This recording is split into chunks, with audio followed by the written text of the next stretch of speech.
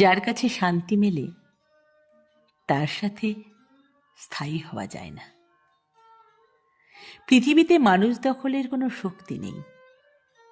কারো মন ও মনোযোগ পাওয়ার তৃষ্ণা নিয়ে বেঁচে থাকা যেন এক অভিশাপ। অধিকার নেই, তবু আসক্তি।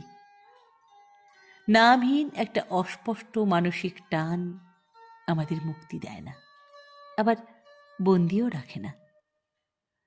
জীবনের গতিপথে মাঝামাঝি এমন এক জায়গায় এনে ছেড়ে দেয়, যা থেকে পালাতে গিয়ে দেখি সে পথের কোনো শেষ গন্তব্যই নেই।